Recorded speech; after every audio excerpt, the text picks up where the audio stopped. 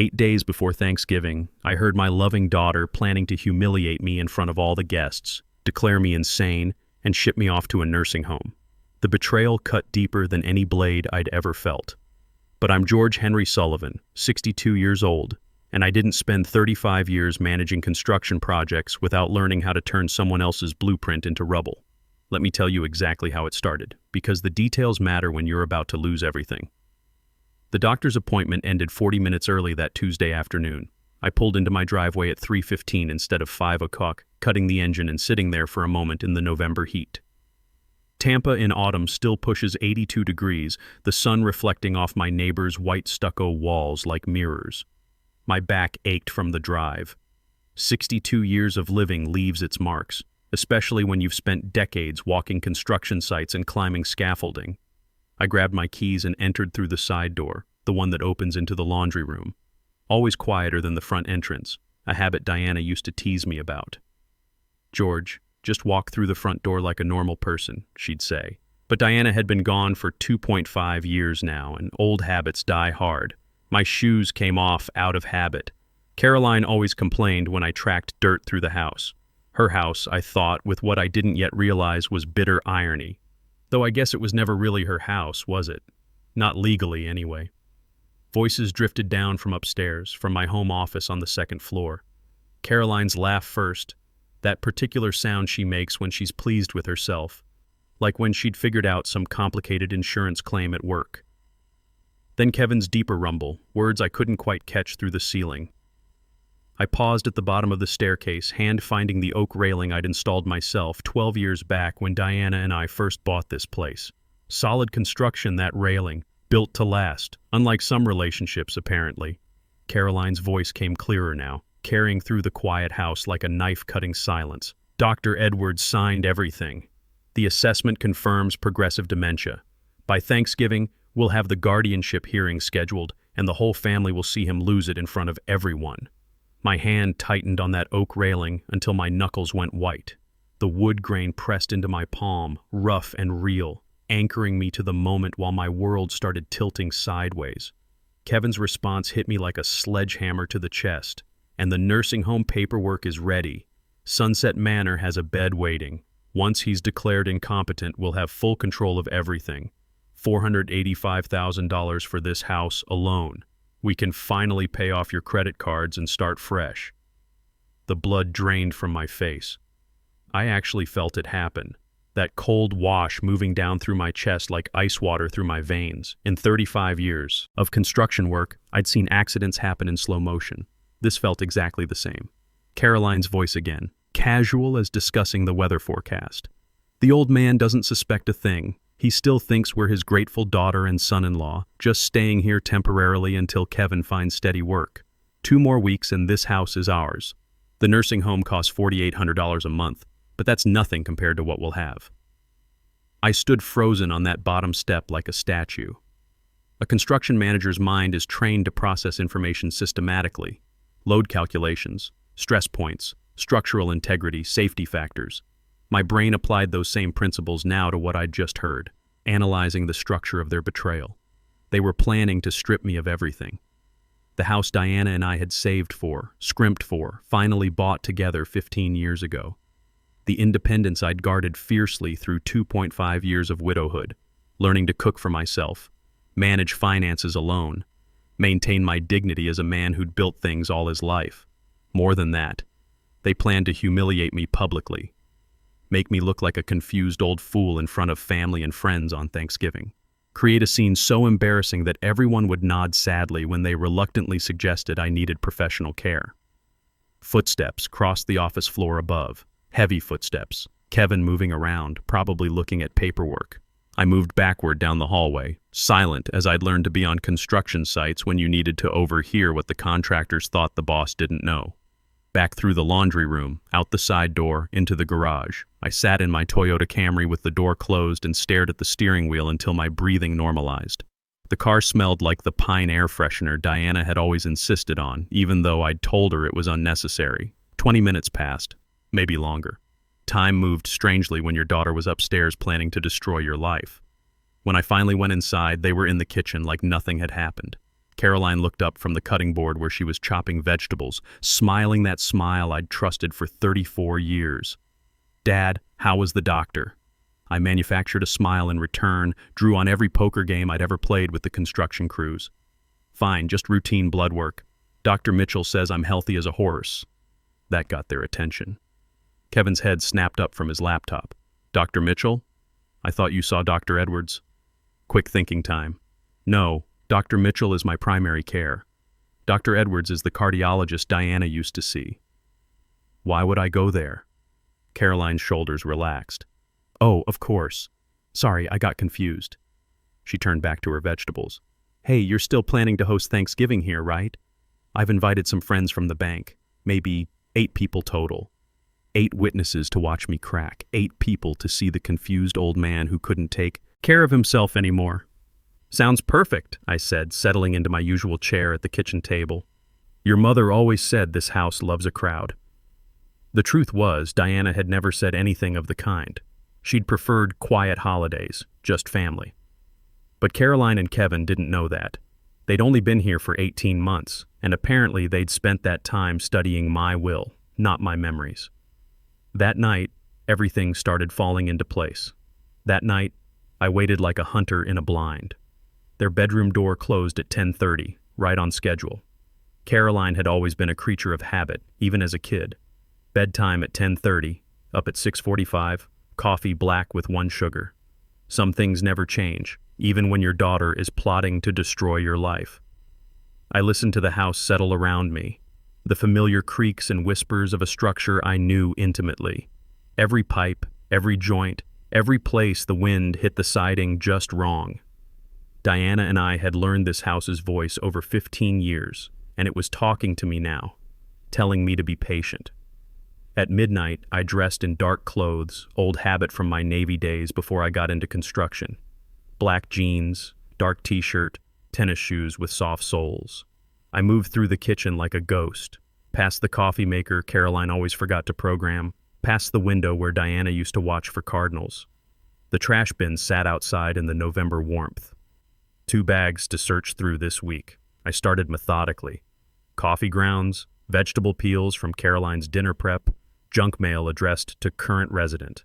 The usual household debris of people who thought they owned the place. Then in the recycling bin, crumpled between pizza boxes and beer bottles, I found what I was looking for. Papers. Legal papers, folded and refolded like someone had been reading them over and over. I smoothed them out under my phone's flashlight, hands shaking despite my efforts to stay calm. The header made my blood run cold. Petition for emergency guardianship and conservatorship in the matter of George Henry Sullivan, an alleged incapacitated person. Alleged incapacitated person. Like I was already dead, just hadn't figured it out yet. I sat on the cold garage floor, reading my daughter's handwriting in the margins. Her notes were meticulous, organized like the insurance claims she processed at work. One phrase was circled in red ink. Subject demonstrates significant cognitive decline and poses danger to self and others. Below that, in Kevin's looser scrawl, forgets to turn off stove, 3 incidents reported. Lies. Clinical, calculated lies about a man who'd successfully managed million-dollar construction projects until his retirement 3 years ago. A man who still balanced his checkbook to the penny and had never once forgotten to turn off anything in his life. But that wasn't the worst part. The worst part was reading further down where they'd outlined their Thanksgiving strategy in detail. Subject will be presented with multiple complex social interactions at family gathering, Caroline had written. Anticipate confusion, possible aggressive behavior when questioned about finances. Family members will witness decline firsthand, supporting need for immediate intervention. They weren't just planning to steal my house. They were planning to humiliate me, to make me look like a dangerous, confused old man in front of people I'd known for years. The Hendersons from next door who'd helped me move Diana's hospital bed when she was dying. My old work buddy Danny Peterson, who still called every few months to check on me. 8 witnesses to watch George Sullivan fall apart. I don't know how long I sat there on that garage floor. Long enough for my legs to go numb. Long enough for the rage to crystallize into something colder, sharper, more useful. At 2 a.m, I stood, folded the document carefully, and placed it in my jacket pocket. The most interesting part wasn't even the guardianship petition itself. It was the attached medical evaluation, supposedly from Dr. Edwards at Tampa General. I'd never met Dr. Edwards in my life, but according to this document, I'd been seeing him for 6 months and showing progressive signs of dementia, including memory loss, disorientation, and potential for self-harm. The signature looked official enough, but the date stamp was wrong. They'd supposedly conducted this evaluation on a Tuesday when I'd actually been in Clearwater helping Danny's son move into his new apartment. I had photos from that day, timestamps and everything. More importantly, I had gas receipts from the trip, electronic records, the kind of paper trail an old construction manager learns to keep when contractors try to bill you for work they didn't do. They'd gotten sloppy. Probably figured the old man would never think to check dates or keep records.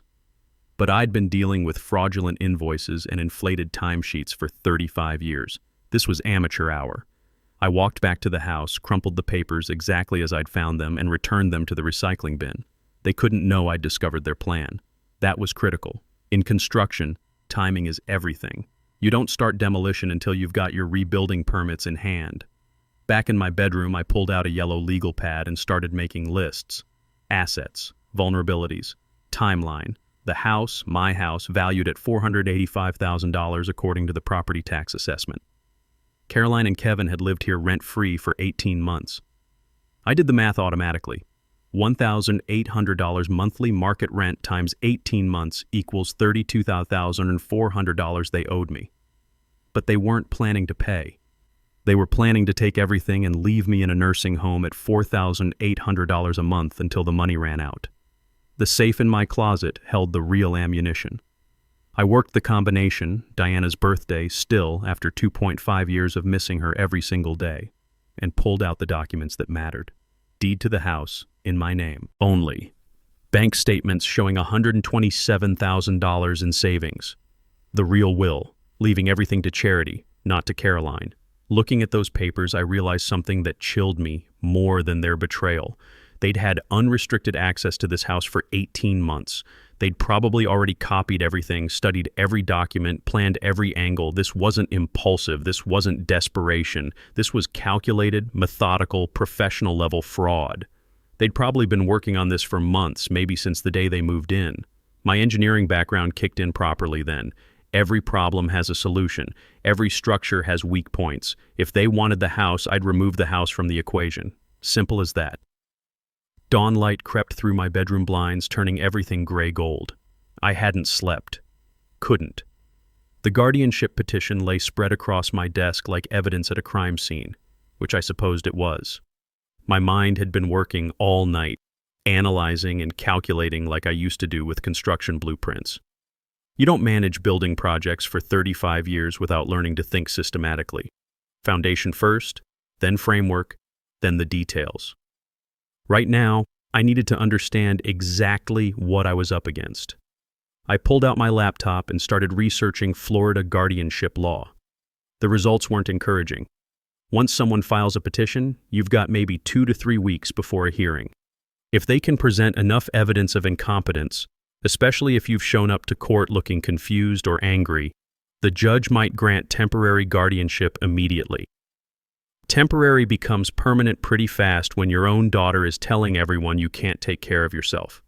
But here's what Caroline and Kevin didn't understand about construction work. Before you can tear down a building, you need to make sure you own it. I pulled up the property records online. The house was titled solely in my name.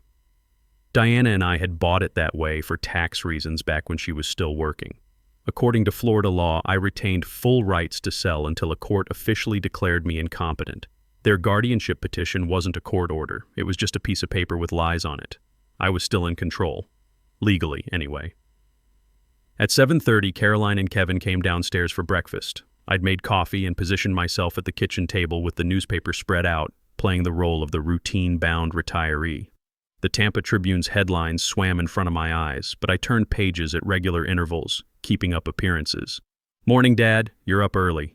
Caroline poured herself coffee, adding that one sugar she'd used since high school. Old habits. Your mother always said retirement was just unemployment with a better attitude.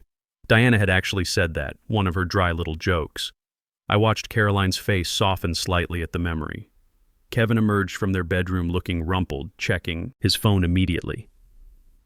8 months of unemployment had made him twitchy, always hoping for job leads that never came. No wonder they were desperate enough to try this scheme. "Any plans today, Dad?" Kevin asked, not looking up from his screen. "Doctor, follow-up at 10, then maybe lunch with Danny Peterson. We worked the Henderson Tower project together back in '09. You remember Danny, don't you, Caroline?" Of course. She wasn't really listening, scrolling through her bank app, probably looking at those credit card balances Kevin had mentioned. $45,000 in debt he'd set upstairs. That explained a lot. They left for work at 9:15. Caroline to process loan applications at First Tampa Bank, Kevin to whatever freelance consulting he could scrape up. I watched through the window until his beat-up Honda disappeared around the corner. Then I got to work.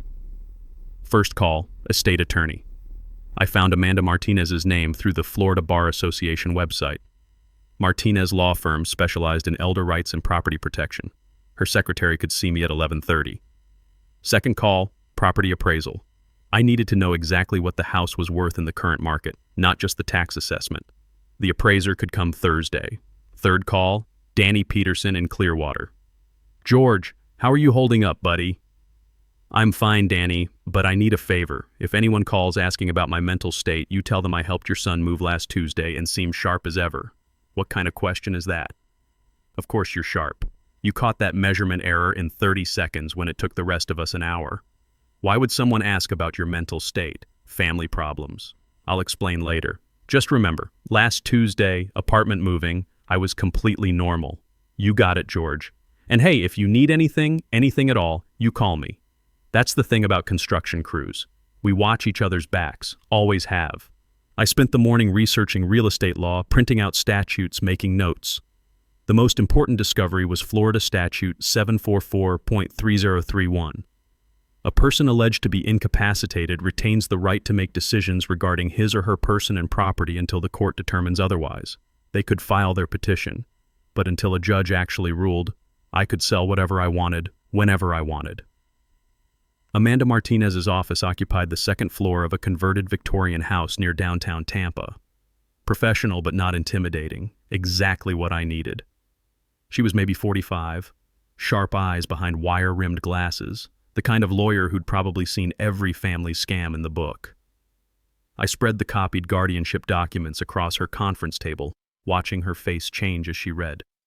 "Mr. Sullivan, this petition claims you have advanced dementia, that you wander at night, forget to eat, pose a danger to yourself and others. It's signed by a Dr. Edwards. Have you ever seen this doctor? Never met him in my life, but according to this document, I've been seeing him for 6 months and getting progressively worse. That's fraud." She tapped the petition with her pen. "Medical fraud specifically. But proving that takes time, and time is exactly what they're not giving you." I leaned forward. "What's my best legal move here?" Amanda Martinez didn't hesitate. "Sell everything, today, tomorrow at the latest. Convert all assets to liquid form and remove them from the equation. It's your property. You have every right to dispose of it as you see fit. How fast can that happen? For a house? Under normal circumstances, 30 to 60 days minimum. But if you're willing to take slightly under market value, I know people who can close in a week. A week. That would cut it close, but it might work." She photographed each page of their documents, building her own file, then had me sign a limited power of attorney. Insurance policy, she called it. If they move faster than we expect and somehow get temporary guardianship before the sale closes, this gives me authority to act on your behalf. I left her office feeling something I hadn't experienced since Diana's funeral, the sense that someone was on my side. Amanda Martinez handed me a business card as I prepared to leave her office. The paper felt expensive, embossed lettering that spoke of success and discretion. "Christopher Rodriguez, best realtor in Tampa for quick, confidential sales. Tell him I sent you and tell him it's urgent. He's handled situations like this before."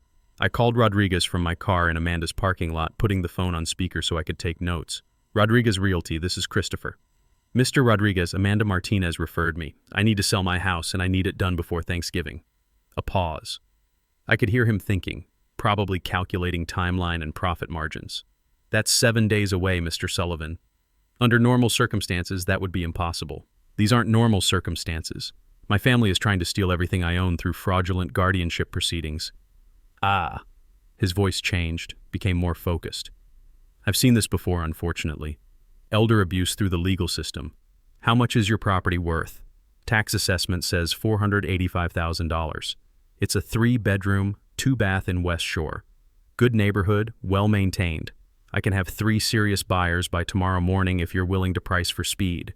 Cash buyers, investors who close fast. You might have to take $460,000 instead of full market value, but we can close by Monday. Monday. That would be cutting it incredibly close, but it might work. Do it. Send me whatever I need to sign. Mr. Sullivan, can I ask you something? Are you sure about this? Selling your home is a major decision, especially under pressure. I thought about that question for a moment. Was I sure? Mr. Rodriguez, I built houses for 35 years. I know the difference between a foundation that's solid and one that's rotting out from underneath. This house stopped being my home the day I learned my daughter was planning to steal it. Understood. I'll email you preliminary paperwork within the hour. We'll schedule the inspection for tomorrow morning. The drive home gave me time to think. Diana and I had bought this house in 2009, right before the market recovered.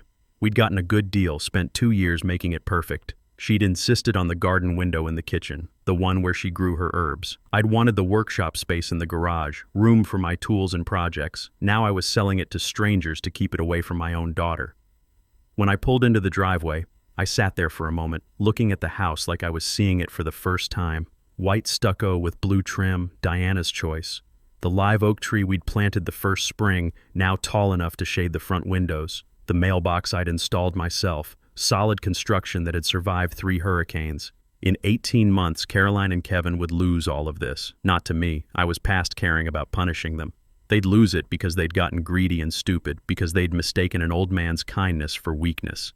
Inside, I found Caroline in the kitchen, starting dinner preparations. She looked up with that smile again, the one that used to make me think I was the luckiest father in the world. How was your lunch with Danny? Good. He's doing well, staying sharp. We talked about the old projects, remembered some stories. I paused, studying her face. He mentioned something interesting, said if anyone ever questioned my mental state, he'd set them straight fast.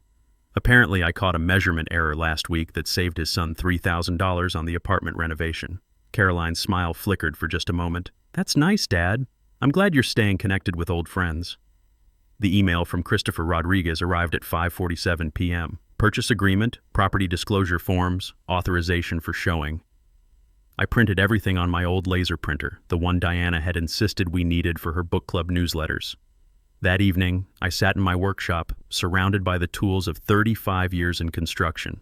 Table saw, router, boxes of screws sorted by size and type. The workbench Diana had complained about but never seriously asked me to remove. Everything organized, everything in its place. Tomorrow, strangers would walk through this space, evaluating it like a commodity. Square footage, electrical systems, potential profit margins. They wouldn't see Diana's herb garden or the tree we'd planted. They'd see investment opportunity, nothing more. My phone buzzed with a text from Amanda Martinez. Court records check complete. No guardianship petition filed yet. You're still clear to sell, but window is closing. How's the house sale progressing? I typed back, inspection tomorrow. Potential buyer lined up. Timeline tight but manageable. What I didn't tell her was how this felt like preparing for demolition of something I'd spent years building. Not just the house, but the idea that family meant something. That blood relationships came with loyalty built in. Caroline and Kevin were upstairs, probably reviewing their Thanksgiving plans. 8 witnesses to watch me crack under pressure. 8 people to see the confused old man who needed to be put somewhere safe. I turned off the workshop light and headed inside. Tomorrow I'd start tearing down their carefully constructed plan, piece by piece. Tonight, I needed to get some sleep and prepare for the performance of my lifetime. The old George Sullivan was about to disappear. In his place, a man who understood that sometimes you have to destroy something to save it. Wednesday morning arrived gray and humid, typical November weather in Tampa. I'd been awake since 4 a.m., running through the day's choreography like a construction foreman planning a complex pour. Timing would be everything. Christopher Rodriguez had scheduled the inspection for 10 a.m. Caroline left for the bank at 8:30, her usual routine. Kevin was supposed to be gone by 9:15 for a consulting appointment in Clearwater, something about reviewing safety protocols for a small engineering firm, except Kevin didn't leave. At 9:30, I found him at the kitchen table with his laptop still in his pajamas. "Thought you had that appointment this morning," I said, pouring coffee with hands that felt steadier than they had any right to. "Client postponed until this afternoon. Figured I'd work from here, maybe catch up on some proposals." He gestured at his screen. "Hope you don't mind if I stay out of your way." Mind? I minded like hell. In 30 minutes, strangers would be walking through this house, taking pictures, making notes, evaluating my life like a commodity. The last thing I needed was Kevin hanging around, potentially overhearing conversations about sale prices and closing dates. "Actually," I said, thinking fast, "I've got some errands to run anyway. Bank stuff, grocery store, maybe lunch. House is yours if you want to spread out in the living room. Work in comfort." He nodded absently, already focused on whatever he was typing. Probably another job application, another attempt to find steady work that would let them afford the lifestyle they were planning to steal from me. I grabbed my keys and wallet, making sure to take my phone. "Be back around 2 or 3. Help yourself to whatever's in the fridge." The irony wasn't lost on me.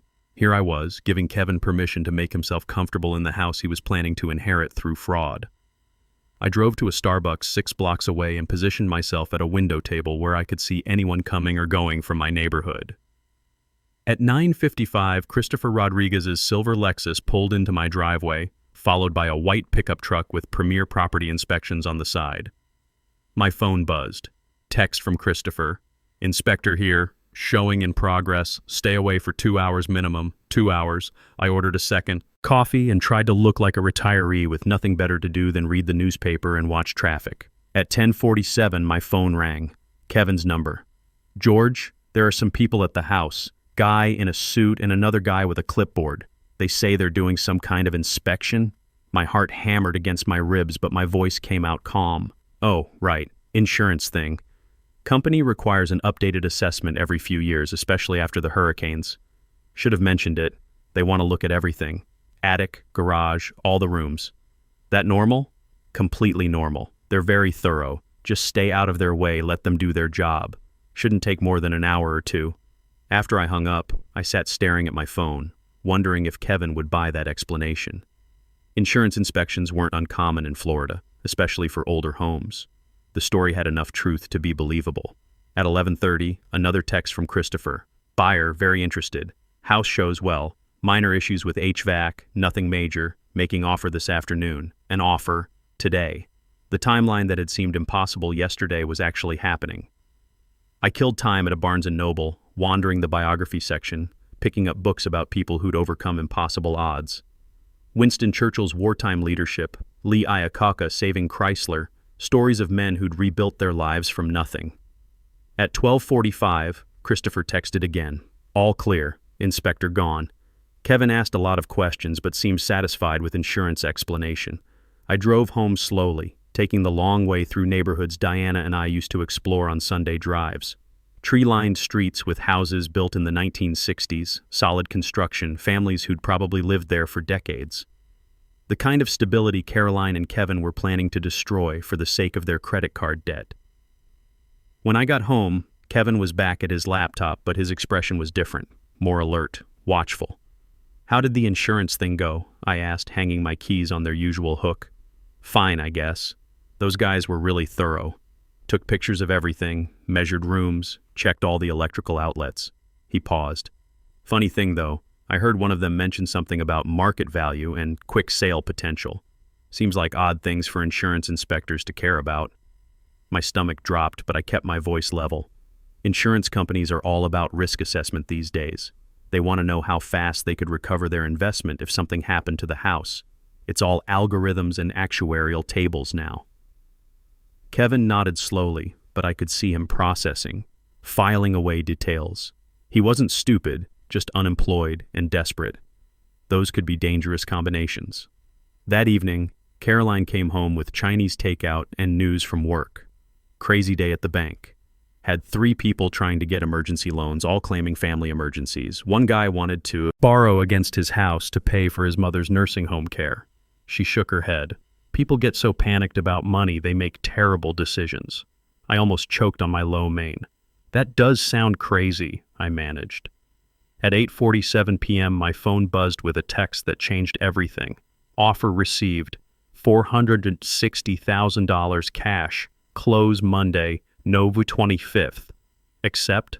Monday, the day before Thanksgiving. The day before they planned to humiliate me in front of 8 witnesses. I typed back, accept. Thursday morning brought a flurry of activity that would have made my old construction crews proud. When you're coordinating multiple trades on a tight deadline, you learn to move fast without looking like you're moving fast at all. Christopher Rodriguez arrived at my bank at 9 a.m. with a briefcase full of documents. We'd chosen First Community Bank on Dale Mabry, far enough from Caroline's workplace that we wouldn't accidentally run into her during lunch break. Mr. Sullivan, I have to ask one more time. Are you completely sure about this timeline? Most people take months to process selling their family home. I signed the purchase agreement with a steady hand. Mr. Rodriguez, my family home stopped existing the day I found out my daughter was planning to steal it. This is just a house now, and I'm selling it to the highest bidder. The paperwork was more complex than I'd expected. Title searches, lien verification, property disclosures, inspection contingency waivers. Each signature felt like another nail in Caroline and Kevin's coffin. The buyer is Coastal Investment Properties, Christopher explained. They specialize in quick acquisitions for rental portfolios. Cash deal, no financing contingencies. They'll close Monday at 2 p.m. Monday at 2 p.m., approximately 22 hours before Caroline planned to humiliate me in front of 8 dinner guests. One thing, I said as we finished the paperwork. I need the closing to be completely confidential. No public records until after Tuesday. Christopher nodded. Standard request for these situations. The buyer's attorney will file everything Wednesday morning. Until then, technically, the house is still yours on paper. While we worked, my phone buzzed with increasingly frantic texts from Amanda Martinez. She'd been monitoring court filings, waiting for Caroline and Kevin to make their move. No guardianship petition filed yet. They're definitely waiting until after Thanksgiving. Your window is holding. At noon, I met with Dr. Grace Thompson, the psychiatrist Amanda had recommended. Dr. Thompson worked out of a discreet office in Hyde Park, the kind of place that handled high-net-worth families with sensitive situations. Mr. Sullivan, I understand you need a comprehensive mental competency evaluation on an expedited basis. I explained the situation while she took notes. Family plot, fraudulent medical records, timeline pressure. She listened without judgment, the way good professionals do. The evaluation took 2 hours. Memory tests, cognitive assessments, psychological profiles, questions about my construction career, my relationship with Diana, my current living situation. Dr. Thompson was thorough but efficient. Mr. Sullivan, I'll have my written report ready by tomorrow afternoon. Preliminarily, I can tell you that you show no signs of cognitive impairment, dementia, or any condition that would affect your legal competency. Your decision-making capacity appears completely intact. Even selling my house on short notice, especially that. Given the circumstances you've described, it's a rational response to protect your assets. I'd be more concerned about your mental state if you weren't taking protective action. That evening, Caroline came home with groceries and a cheerful update on Thanksgiving planning. I confirmed with everyone today. 8 people total, the Hendersons from next door, my colleague Maria and her husband, Jim Patterson from your old company. Remember Jim? He retired last year. Should be a wonderful gathering. Jim Patterson. I remembered him well. Good worker, but he'd always been susceptible to office gossip. Perfect witness for Caroline's purposes. Someone who'd known me professionally but hadn't seen me much since retirement. Sounds perfect, I said, helping her unload grocery bags. Turkey, stuffing mix, cranberry sauce, all the props for their carefully staged performance. Kevin emerged from the guest room with his laptop, looking more alert than he had in days. George, I need to ask you something. That insurance inspection yesterday, I called our homeowner's insurance company to follow up, and they don't have any record of scheduling an assessment. My heart stopped, but my face didn't change. Which company did you call? State Farm. Isn't that who we're with? We switched to Allstate 2 years ago after the hurricane rate increases. State Farm wouldn't have any current records. I pulled out my phone, scrolled to the contact list. Here, Allstate customer service. You can call them tomorrow if you want to verify. Kevin studied the phone screen, memorizing the number. I might do that. That night, I couldn't sleep. Not from anxiety. The The plan was working perfectly. I couldn't sleep because I kept thinking about Diana, wondering what she'd think about all this. Diana had always loved Caroline, even when our daughter made questionable choices. Wrong boyfriends, expensive college decisions, the credit card debt that started in her 20s and never really stopped. "She's our only child," Diana would say. "We help family." But Diana had never seen the guardianship petition, never heard Caroline call me the old man while planning to warehouse me in a nursing home. Diana's love had limits too, even if we'd never found them. At 2 a.m., I got up and went to my workshop. Tomorrow I'd need to maintain the facade one more day. Tomorrow evening, Caroline and Kevin would go to bed thinking they'd won, that their plan was proceeding perfectly. Monday morning, they'd wake up to discover that the confused old man they'd been planning to victimize had outsmarted them completely. I pulled out my phone and typed a message I'd been composing in my head for days. "Caroline, check my desk drawer. Top right. There's an envelope with your name on it. I scheduled it to send Tuesday morning at 11 a.m., right when her dinner guests would be arriving, right when she'd be expecting me to start showing signs of confusion and decline. Instead, she'd find out that the house she was planning to inherit no longer existed." Friday and Saturday passed like a slow-motion dream, Caroline bustling around the house preparing for what she thought would be her victory celebration, Kevin growing increasingly suspicious but unable to quite put his finger on what was wrong, me maintaining the performance of a lifetime while counting down the hours to Monday afternoon. Saturday evening, Caroline cornered me in the kitchen while Kevin was showering. "Dad, I want to talk to you about something. Kevin and I have been thinking, maybe after Thanksgiving we should sit down with someone professional, a financial advisor, maybe even a counselor who specializes in helping families navigate aging issues." Aging issues? I kept my voice mild, curious. "Nothing dramatic, it's just, you've been through so much since Mom died. Sometimes people need a little extra support as they get older, help making big decisions." Her smile was perfectly calibrated, concerned daughter, loving but realistic about her father's declining abilities. "What kind of decisions?" "Oh, you know, whether this big house is still practical, whether you might be happier somewhere with less maintenance, more social interaction, places that handle meals, activities, medical care if needed. Sunset Manor, $4,800 a month until my money ran out, then state care until I died." She was rehearsing her Thanksgiving pitch, testing the words. "That's thoughtful of you, sweetheart. Let's see how the holiday goes first." Sunday morning, I drove to early service at Palma Seca Presbyterian, the church Diana and I had attended for 15 years. I sat in our usual pew, third row on the left, and listened to Pastor Williams talk about forgiveness and family obligations. After the service, I stood in the cemetery section where Diana's headstone bore both our names. Mine was blank below hers, waiting for dates that would now be filled in somewhere else, by someone else. "I hope you understand," I whispered to the gray granite. "They were going to take everything we built together. I couldn't let that happen." Sunday evening brought the final preparations.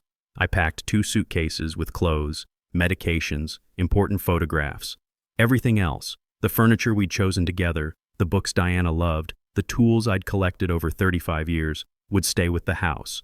Let Coastal Investment Properties deal with it. The hardest part was the wedding album. Diana in her simple white dress, me in my military dress uniform, both of us so young and certain that love would be enough to handle anything life threw at us. I packed it carefully between sweaters, one more piece of my real life that Caroline and Kevin would never touch. Monday morning arrived clear and cool, a perfect Florida November day. Caroline left for work at her usual time, chattering about final Thanksgiving preparations. Kevin was still in bed, no consulting appointments today, nothing to do but wait for tomorrow's performance. At 10 a.m., I loaded my suitcases into the Toyota's trunk. If Kevin looked out the window, he'd see me putting luggage in the car, but I'd prepared for that too. When Kevin emerged for coffee an hour later, I was sitting at the kitchen table with travel brochures spread out. "Planning a trip, George?" "Thinking about it." Danny Peterson invited me to visit him and his family in Clearwater for a few days after Thanksgiving. Might be nice to get away, see some new faces. I gestured at the brochures.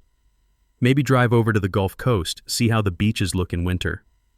Kevin nodded absently, already reaching for his phone. Perfect. Let him think the old man was planning a harmless road trip. At 1:15, I drove to the title company office on Kennedy Boulevard. Christopher Rodriguez was already there with Amanda Martinez and a thin man in an expensive suit who introduced himself as representing Coastal Investment Properties. "Mr. Sullivan, are you ready to proceed?" Amanda asked. I nodded and took my place at the conference table. For the next 45 minutes, I signed document after document. Property deed transfer, tax declarations, wire transfer authorizations. Each signature transferred another piece of my life to strangers who would never know that Diana had planted the herb garden or that I'd installed the workshop outlets myself. At 2:47 p.m., it was finished. The wire transfer confirmation appeared on my phone, $441,200 deposited to my new account at SunTrust Bank. After closing costs and fees, I had enough money to disappear completely. "Congratulations, Mr. Sullivan," the buyer's representative said, shaking my hand. "Pleasure doing business with you." I drove straight from the title company to the Hampton Inn downtown, checked in under my own name, and paid cash for 3 nights. The room was generic but clean. Desk, chair, bed, window overlooking the Hillsborough River. Everything I needed for the next phase. At 4:30, I sent a text to both Caroline and Kevin. "Gone to visit Danny for a few days. Back Thursday evening. Have a wonderful Thanksgiving. Love you both." Then I turned off my phone and sat by the window, watching Tampa's rush hour traffic build. Somewhere across town, Caroline was probably finishing her workday, maybe stopping at the grocery store for last-minute items.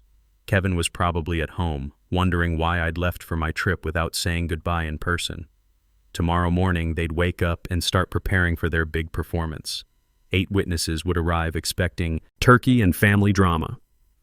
Caroline would begin her careful campaign to convince everyone that her poor father was losing his grip on reality. Instead, they'd find an empty house and an envelope that would destroy everything they'd planned for 18 months. I poured a glass of water from the minibar and watched the sun set over a city where I'd lived for 15 years but would probably never see again. Tomorrow, Caroline and Kevin would discover that the confused old man they'd been planning to victimize had been 3 steps ahead of them from the very beginning. Thanksgiving morning dawned bright and humid in Tampa. From my hotel window, I watched early joggers heading to Bayshore Boulevard, families loading cars for travel, the normal rhythm of a holiday when people gather to be grateful for what they have.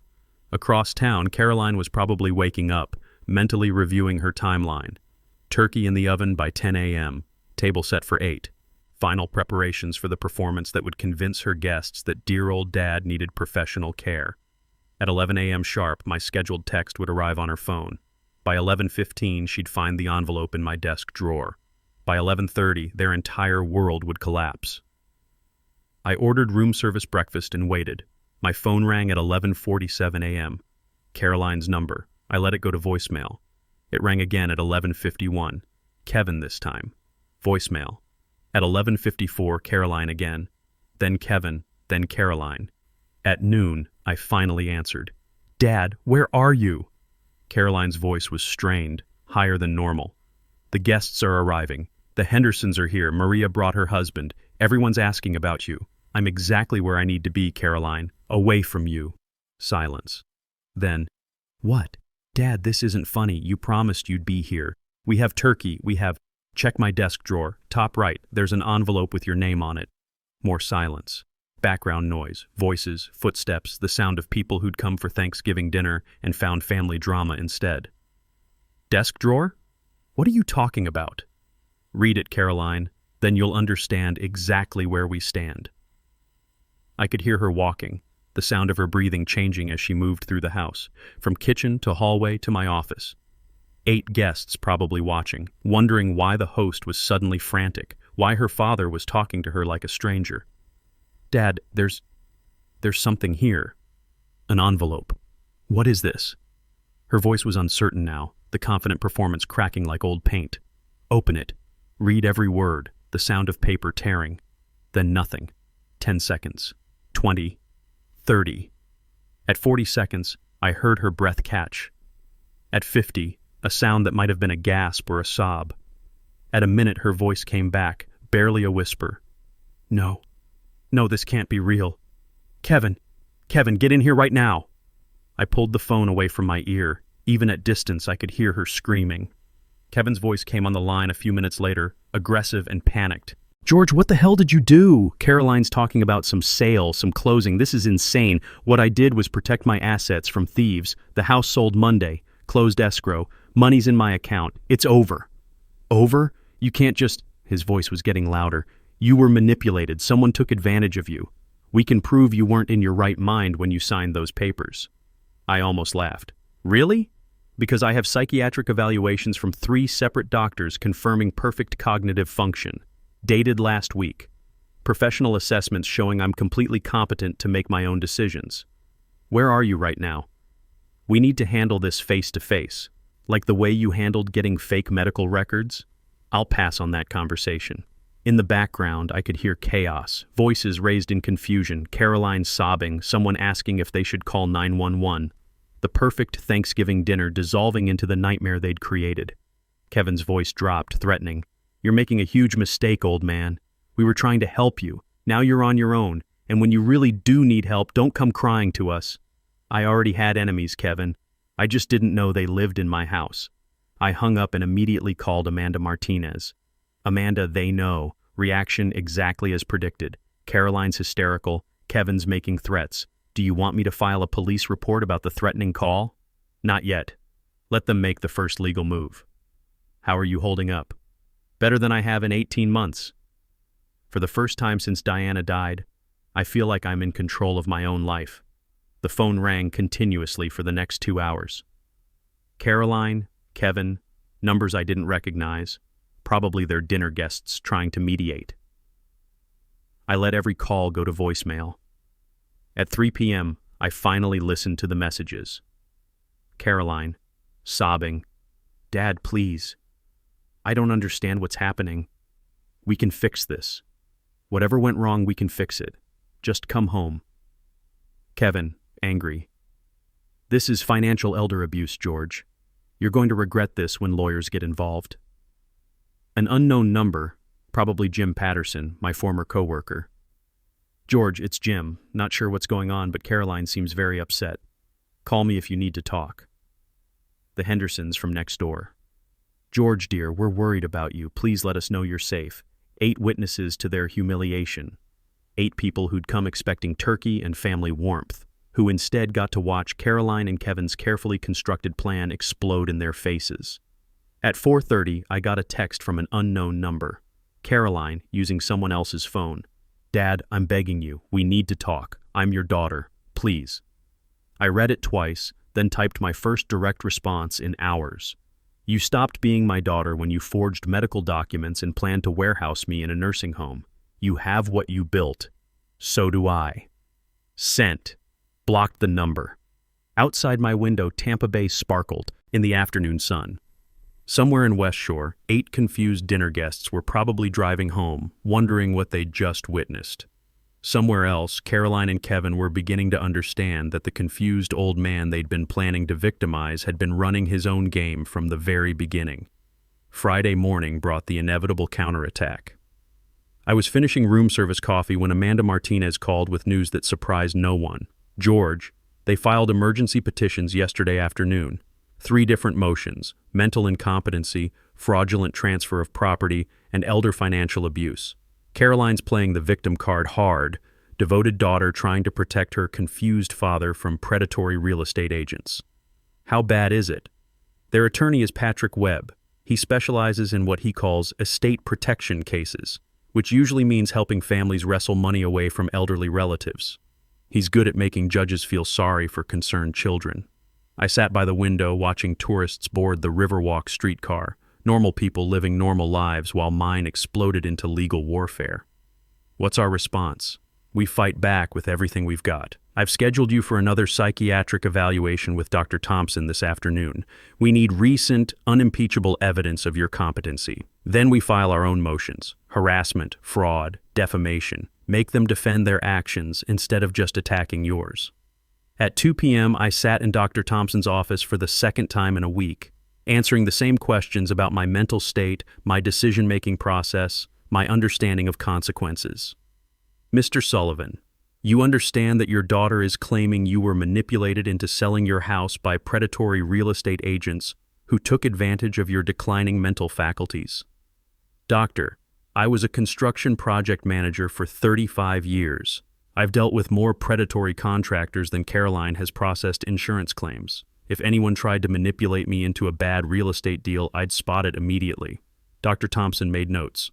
Walk me through your decision-making process for the sale. I explained methodically, discovering the guardianship plot, researching Florida law, consulting attorneys, obtaining competitive appraisals, negotiating the best possible price given the time constraints. Every step documented, every decision rational.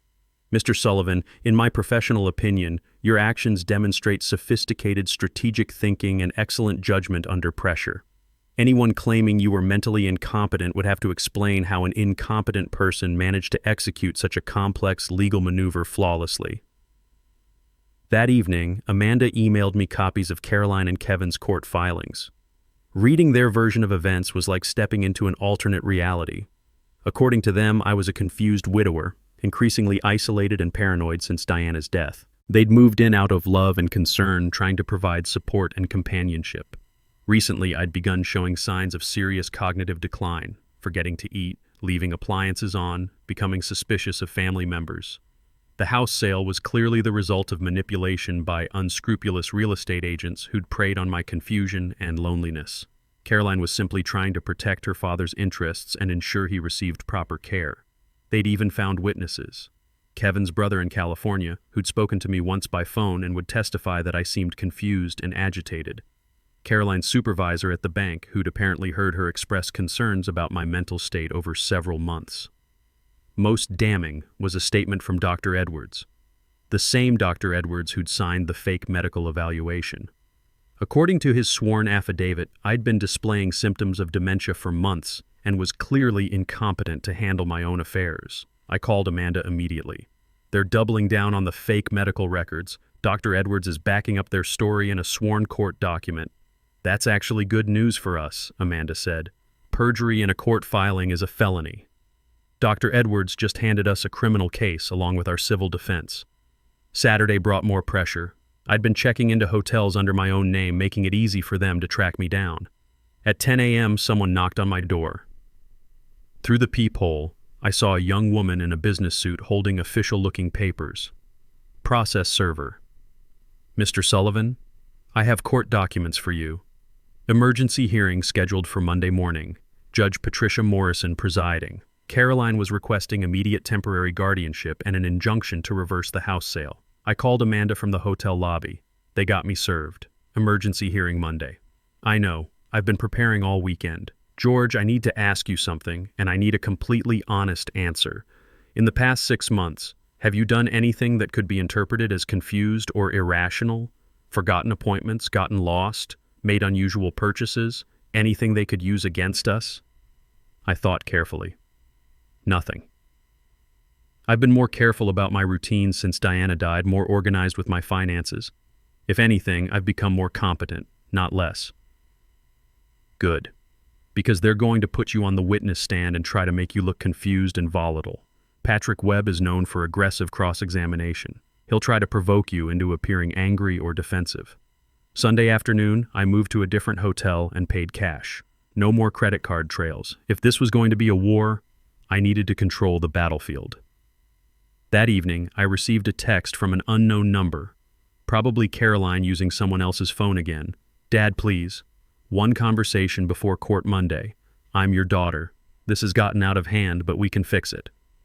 I stared at that message for a long time.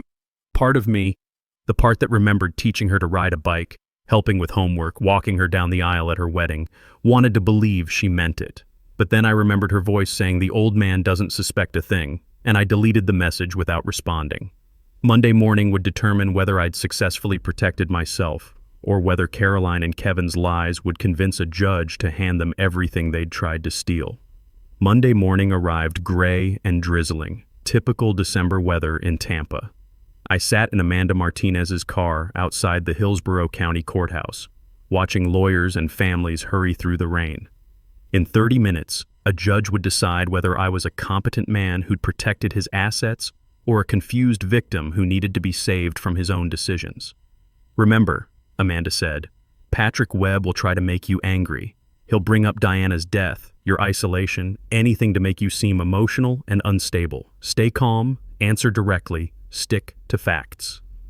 Judge Patricia Morrison's courtroom was smaller than I'd expected, fluorescent lit and institutional. Caroline sat at the plaintiff's table with Patrick Webb, looking appropriately distressed in a conservative blue dress. Kevin beside her, wearing the only suit he owned, both of them playing their roles perfectly. I took my place at the defendant's table, noting the observers in the gallery. Danny Peterson had driven down from Clearwater to provide moral support. A few court watchers, maybe law students, no family members except the ones trying to destroy me. Judge Morrison entered at 9 a.m. sharp, a no-nonsense woman in her 50s who'd clearly seen every family drama in the book. "This is an emergency hearing regarding the mental competency of George Henry Sullivan and the validity of certain property transactions. Mr. Webb, present your case." Patrick Webb stood, his opening statement polished and persuasive. Devoted daughter watching her father decline after his wife's death, isolation leading to paranoia and poor judgment, unscrupulous real estate agents taking advantage of a confused elderly man, the urgent need to protect Mr. Sullivan from further exploitation. Then came their witnesses, Kevin's brother from California, testifying by phone that I'd seemed disoriented and suspicious during our brief conversation. Caroline's supervisor from the bank, expressing concern about the troubling changes Caroline had observed in my behavior. Finally, Dr. Edwards took the witness stand. He was exactly what I'd expected. Mid-50s, expensive suit, the kind of professional demeanor that impressed judges. He testified confidently about my progressive cognitive decline, the clear symptoms of dementia, the urgent need for protective intervention. Amanda's cross-examination was surgical. "Dr. Edwards, you testified that you've been treating Mr. Sullivan for 6 months.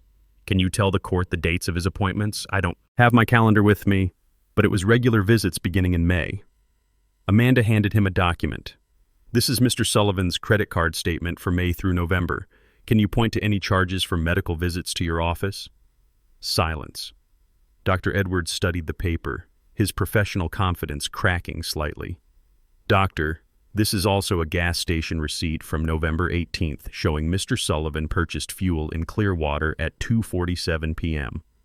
According to your medical notes, he was in your Tampa office at 3:00 p.m. the same day. Can you explain how he traveled 30 miles in 13 minutes? Patrick Webb objected, but the damage was done. Dr. Edwards had committed perjury, and everyone in the courtroom knew it. Amanda called Danny Peterson, who testified about our apartment moving project and my complete mental clarity. She called Dr. Thompson, who presented her comprehensive evaluation showing perfect cognitive function. She played the recordings I'd made of Caroline and Kevin planning their scheme. "Your Honor, this is not a case of elderly exploitation. This is a case of attempted fraud by family members who thought they could manipulate the legal system to steal an inheritance they hadn't earned." Then it was my turn to testify. Patrick Webb tried everything: emotional manipulation about Diana's death, accusations that I'd been influenced by predatory advisors, suggestions that my house sale proved mental instability. I answered every question calmly, methodically, like I was explaining a construction project to a client. Yes, I missed my wife. No, that didn't affect my judgment. Yes, I'd sold my house quickly. No, that wasn't evidence of confusion. It was evidence of decisive action to protect my assets from thieves. "Mr. Sullivan," Webb finally asked, "don't you think your daughter was just trying to help you?" I looked directly at Caroline for the first time that day. "Mr. Webb, I heard my daughter call me the old man while planning to have me declared insane and warehoused in a nursing home. That's not help. That's betrayal." Judge Morrison deliberated for 15 minutes. When she returned, her expression was grim. "After reviewing all evidence, this court finds no basis for declaring Mr. Sullivan mentally incompetent. His actions, while perhaps unusual, were rational responses to a documented threat. Furthermore, the evidence suggests systematic fraud by the petitioners, including falsified medical records." She looked directly at Dr. Edwards. "Doctor, I'm referring your testimony to the state attorney's office for investigation of perjury charges." Caroline's sob echoed through the courtroom. Kevin's face went white. Petitioners' motions are denied in their entirety. Case dismissed. Outside the courthouse, Amanda handed me a folder. Congratulations, you're officially sane, competent, and $440,200 richer. What's next? Sedona, Arizona. I found a house with mountain views and space for exactly one person. 6 months later, I sat on my deck watching sunset, paint the red rocks in impossible colors. The mail brought updates occasionally. Caroline had lost her job at the bank when the fraud investigation became public. Kevin had filed for bankruptcy. They'd divorced, blame and recrimination destroying what was left of their relationship. Dr. Edwards had pled guilty to falsifying medical records and was serving 18 months in minimum security prison. I felt nothing about any of it. Not satisfaction, not pity, nothing. They'd become expensive strangers who'd taught me valuable lessons about trust and consequences. My phone sat silent on the table beside me.